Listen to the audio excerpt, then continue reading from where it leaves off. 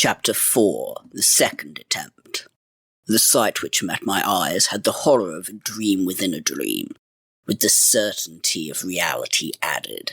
The room was as I had seen it last, except that the shadowy look had gone in the glare of the many lights, and every article in it stood stark and solidly real.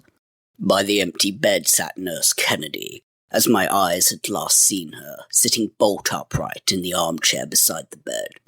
She had placed a pillow behind her, so that her back might be erect, but her neck was fixed as that of one in a cataleptic trance. She was, to all intents and purposes, turned into stone. There was no special expression on her face, no fear, no horror, nothing such as might be expected of one in such a condition. Her open eyes showed neither wonder nor interest. She was simply a negative existence, warm, breathing, placid, but absolutely unconscious of the world around her. The bedclothes were disarranged, as though the patient had been drawn from under them without throwing them back. The corner of the upper sheet hung upon the floor. Close by it lay one of the bandages with which the doctor had dressed the wounded wrist. Another and another lay further along the floor, as though forming a clue to where the sick man now lay. This was almost exactly where he had been found on the previous night, under the great safe. Again, the left arm lay towards the safe, but there had been a new outrage. An attempt had been made to sever the arm close to the bangle which held the tiny key. A heavy kukri knife, one of the leaf-shaped knives which the Gurkhas and others of the hill tribes of India use with such effect, had been taken from its place on the wall, and with it the attempt had been made. It was manifest that just at the moment of striking the blow had been arrested, for only the point of the knife and not the edge of the blade had struck the flesh. As it was, the outer side of the arm had been cut to the bone, and the blood was pouring out. In addition, the former wound in front of the arm had been cut or torn about terribly. One of the cuts seemed to jet out blood as if with each pulsation of the heart. By the side of her father knelt Miss Trelawney, her white nightdress stained with the blood in which she knelt. In the middle of the room, Sergeant Dorr, in his shirt and trousers and stocking feet, was putting fresh cartridges into his revolver in a dazed, mechanical kind of way. His eyes were red and heavy, and he seems only half awake, and less than half conscious of what was going on around him. Several servants, bearing lights of various kinds, were clustered round the doorway. As I rose from my chair and came forward, Miss Trelawney raised her eyes towards me. When she saw me, she shrieked and started to her feet, pointing towards me. Never shall I forget the strange picture she made, with her white drapery all smeared with blood which, as she rose from the pool, ran in streaks towards her bare feet. I believe that I had only been asleep, that whatever influence had worked on Mr. Trelawney and Nurse Kennedy, and in less degree on Sergeant Dorr, had not touched me. The respirator had been on some service, though it had not kept off the tragedy whose dire evidences were before me. I can understand now, I could understand even then, the fright, added to that which had gone before, which my appearance must have evoked. I had still on the respirator, which covered mouth and nose. My hair had been tossed in my sleep. Coming suddenly forward, thus enwrapped and dishevelled, in that horrified crowd, I must have had, in the strange mixture of lights, an extraordinary and terrifying appearance. It was well that I recognized all this in time to avert another catastrophe, for the half-dazed, mechanically acting detective put in the cartridges and had raised his revolver to shoot at me, when I succeeded in wrenching off the respirator and shouting to him to hold his hand. In this also he acted mechanically. The red, half-awake eyes had not in them even then the intention of conscious action. The danger, however, was averted. The relief of the situation, strangely enough, came in simple fashion.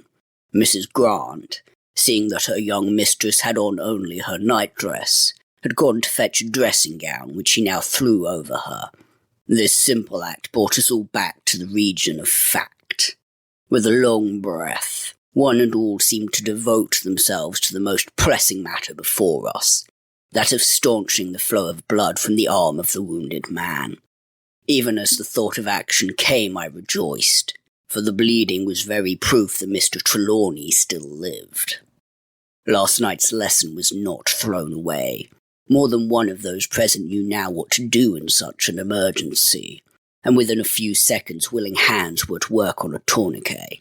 A man was at once dispatched for the doctor, and several of the servants disappeared to make themselves respectable. We lifted Mr. Trelawney onto the sofa where he had lain yesterday, and having done what we could for him, turned our attention to the nurse. In all the turmoil she had not stirred. She sat there as before, erect and rigid, breathing softly and naturally and with a placid smile.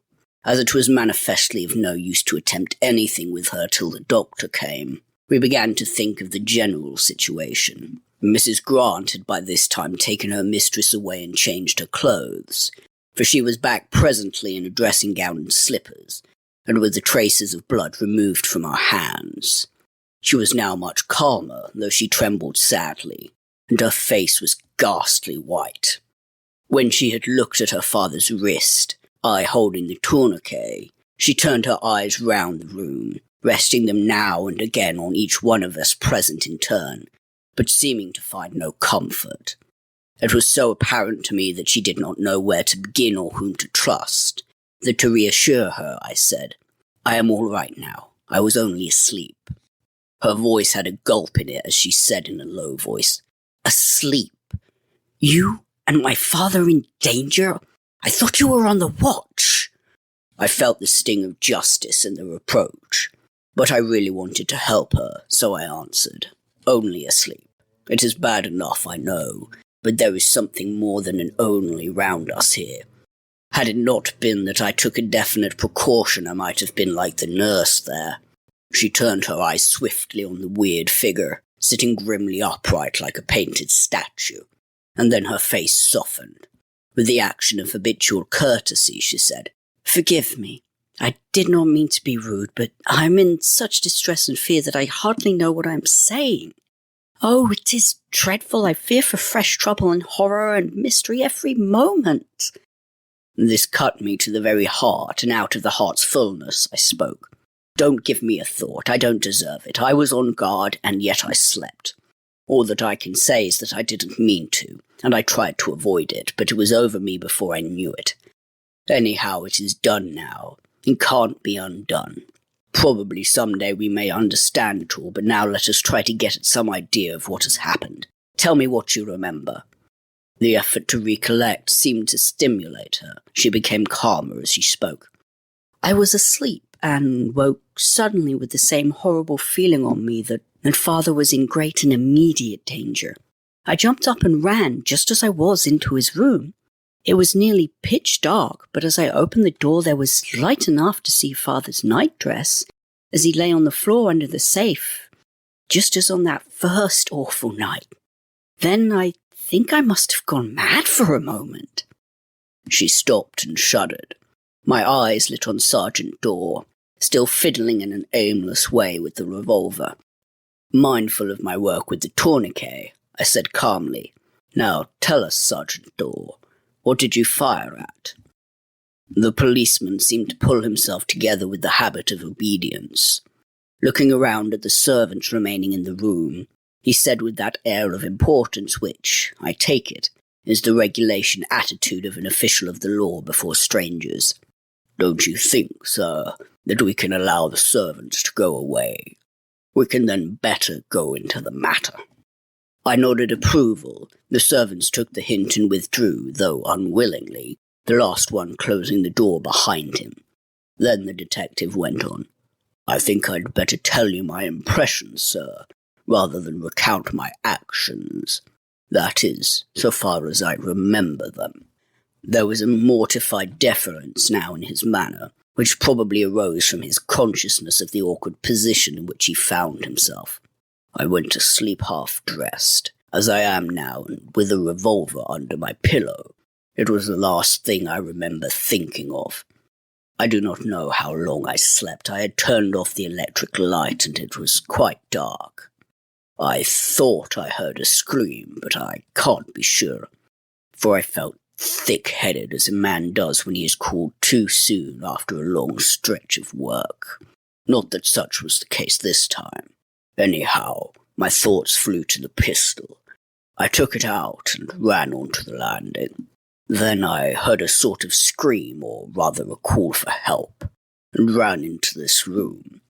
The room was dark, for the lamp beside the nurse was out and the only light was that from the landing, coming through the open door.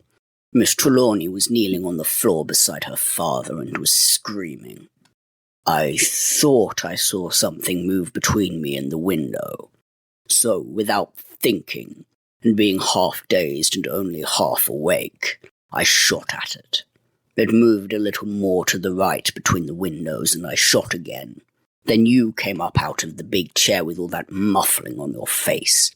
It seemed to me, being, as I say, half-dazed and only half awake, I know, sir, you will take this into account, as if it had been you being in the same direction as the thing I had fired at. And so I was about to fire again when you pulled off the wrap. Here, I asked him. I was cross-examining now and felt at home. You say you thought I was the thing you fired at. What thing? The man scratched his head but made no reply. Come, sir, I said. What thing? What was it like? The answer came in a low voice. I don't know, sir.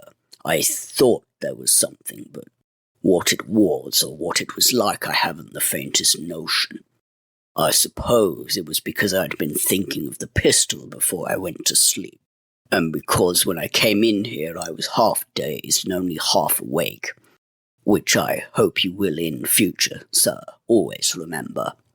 He clung to that formula of excuse as though it were his sheet anchor. I did not want to antagonize the man. On the contrary, I wanted to have him with us. Besides, I had on me at that time myself the shadow of my own default. So I said as kindly as I knew how. Quite right, Sergeant. Your impulse was correct, though of course in the half-somnolent condition in which you were, and perhaps partly affected by the same influence, whatever it may be, which made me sleep and which has put the nurse in that cataleptic trance.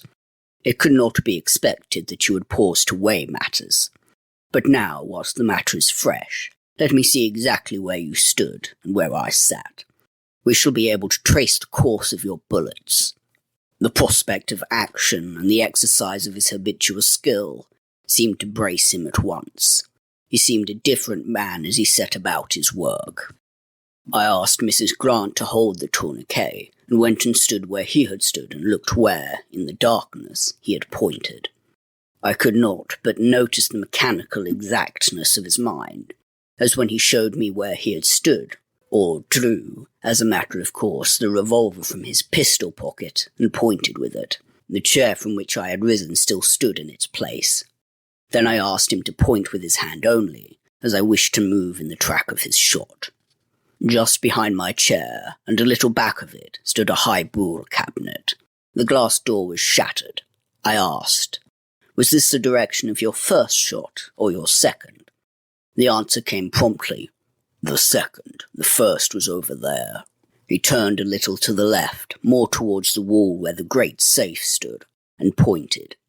I followed the direction of his hand and came to the low table whereon rested, amongst other curios, the mummy of the cat which had raised Silvio's ire. I got a candle and easily found the mark of the bullet. It had broken a little glass vase and a tazza of black basalt, exquisitely engraved with hieroglyphics, the graven lines being filled with some faint green cement, and the whole thing being polished to an equal surface. The bullet, flattened against the wall, lay on the table. I then went to the broken cabinet. It was evidently a receptacle for valuable curios, for in it were some great scarabs of gold, agate, green jasper, amethyst, lapis lazuli, opal, granite, and blue-green china. None of these things happily were touched. The bullet had gone through the back of the cabinet, but no other damage save the shattering of the glass had been done. I could not but notice the strange arrangement of the curios on the shelf of the cabinet. All the scarabs, rings, amulets, etc. were arranged in an uneven oval round an exquisitely carved golden miniature figure of a hawk-headed god crowned with a disc and plumes. I did not wait to look further at present, for my attention was demanded by more pressing things, but I determined to make a more minute examination when I should have time. It was evident that some of the strange Egyptian smell clung to these old curios. Through the broken glass came an added whiff of spice and gum and bitumen, almost stronger than those I had already noticed as coming from the others in the room. All this had really taken but a few minutes. I was surprised when my eye met, through the chinks between the dark window blinds and the window cases, the brighter light of the coming dawn. When I went back to the sofa and took the tourniquet from Mrs. Grant, she went over and pulled up the blinds. It would be hard to imagine anything more ghastly than the appearance of the room with the faint grey light of early morning coming in upon it. As the windows faced north, any light that came was a fixed grey light without any of the rosy possibility of dawn, which comes in the eastern quarter of the heavens. The electric light seemed dull and yet glaring, and every shadow was of a hard intensity. There was nothing of morning freshness, nothing of the softness of night. All was hard and cold and inexpressibly dreary. The face of the senseless man on the sofa seemed of a ghastly yellow, and the nurse's face had taken a suggestion of green from the shade of the lamp near her. Only Miss Trelawney's face looked white, and it was of a pallor which made my heart ache. It looked as if nothing on God's earth could ever again bring back to it the colour of life and happiness. It was a relief to us all when Dr. Winchester came in, breathless with running. He only asked one question. "Can anyone tell me anything of how this wound was gotten?"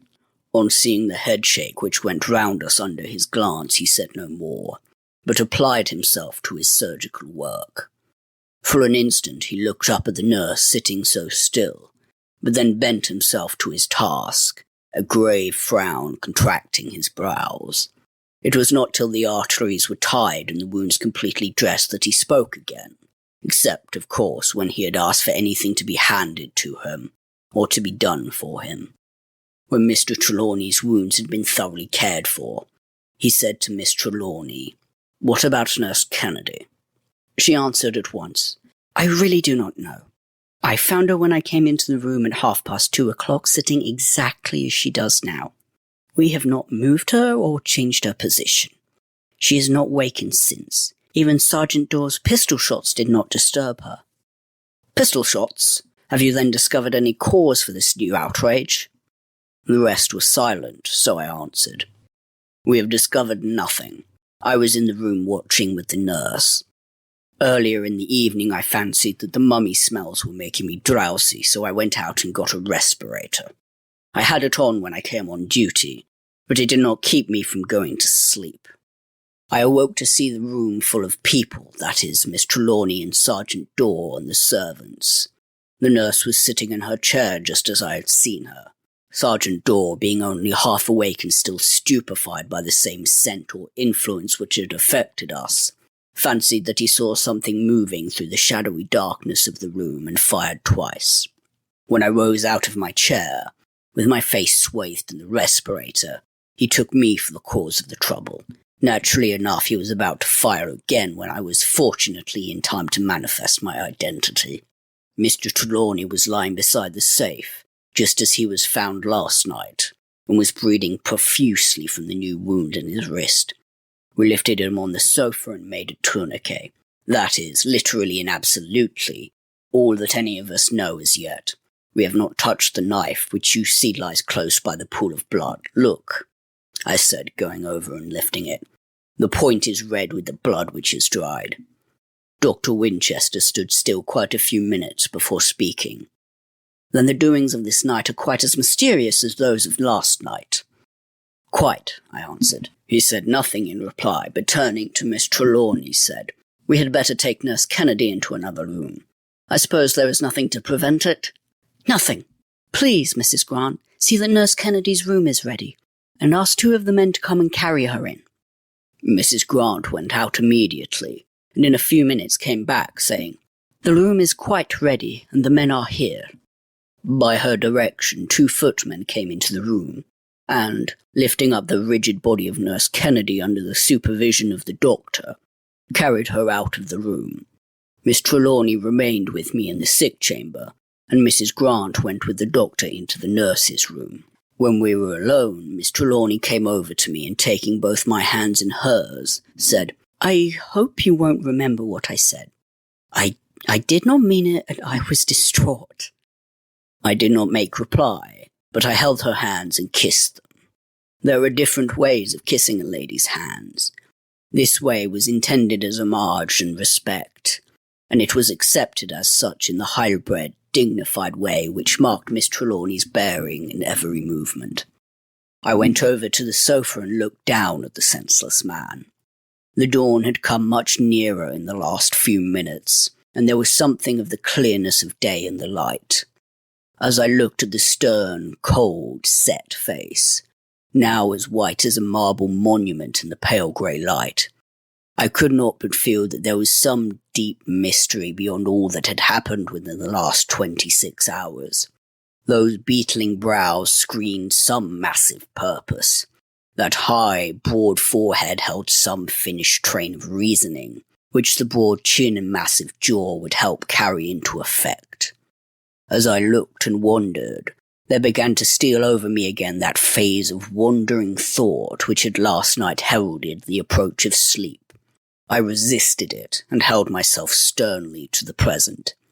This was easier to do when Miss Trelawney came close to me, and, leaning her forehead against my shoulder, began to cry silently. Then all the manhood in me woke, and to present purpose, it was of little use trying to speak. Words were inadequate to thought. But we understood each other. She did not draw away when I put my arm protectingly over her shoulder, as I used to do with my little sister long ago, when in her childish trouble she would come to her big brother to be comforted.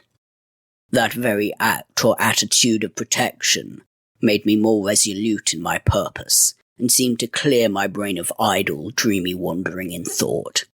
With an instinct of greater protection, however, I took away my arm as I heard the doctor's footstep outside the door. When Dr. Winchester came in, he looked intently at the patient before speaking. His brows were set and his mouth was a thin, hard line. "Presently," he said, "there is much in common between the sleep of your father and Nurse Kennedy. Whatever influence has brought it about has probably worked the same way in both cases. In Kennedy's case, the coma is less marked. I cannot but feel, however, that with her we may be able to do more and more quickly than with this patient, as our hands are not tied. I have placed her in a draught, and already she shows some signs, though very faint ones, of ordinary unconsciousness. The rigidity of her limbs is less, and her skin seems more sensitive, or perhaps I should say less insensitive, to pain." "How is it, then," I asked, "that Mr. Trelawney is still in this state of insensibility, and yet, so far as we know, his body has not had such rigidity at all?" "That I cannot answer. The problem is one which we may solve in a few hours, or it may need a few days, but it will be a useful lesson in diagnosis to us all, and perhaps to many and many others after us, who knows?" he added, with the genuine fire of an enthusiast. As the morning wore on, he flitted perpetually between the 2 rooms, watching anxiously over both patients. He made Mrs. Grant remain with the nurse, but either Miss Trelawney or I, generally both of us, remained with the wounded man. We each managed, however, to get bathed and dressed. The doctor and Mrs. Grant remained with Mr. Trelawney while we had breakfast. Sergeant Dorr went off to report at Scotland Yard the progress of the night, and then to the local station to arrange for the coming of his comrade Wright, as fixed with Superintendent Dolan. When he returned, I could not but think that he had been hauled over the coals for shooting in a sick room, or perhaps for shooting at all without certain and proper cause. His remark to me enlightened me in the matter. A good character is worth something, sir, in spite of what some of them say. See, I've still got leave to carry my revolver. That day was a long and anxious one. Towards nightfall, Nurse Kennedy so far improved that the rigidity of her limbs entirely disappeared. She still breathed quietly and regularly, but the fixed expression of her face, though it was a calm enough expression, gave place to fallen eyelids and the negative look of sleep. Dr. Winchester had, towards evening, brought 2 more nurses, one of whom was to remain with Nurse Kennedy and the other to share in the watching with Miss Trelawney, who had insisted on remaining up herself. She had, in order to prepare for the duty, slept for several hours in the afternoon. We had all taken counsel together, and had arranged thus for the watching in Mr. Trelawney's room. Mrs. Grant was to remain beside the patient till 12, when Miss Trelawney would relieve her. The new nurse was to sit in Miss Trelawney's room, and to visit the sick chamber each quarter of an hour.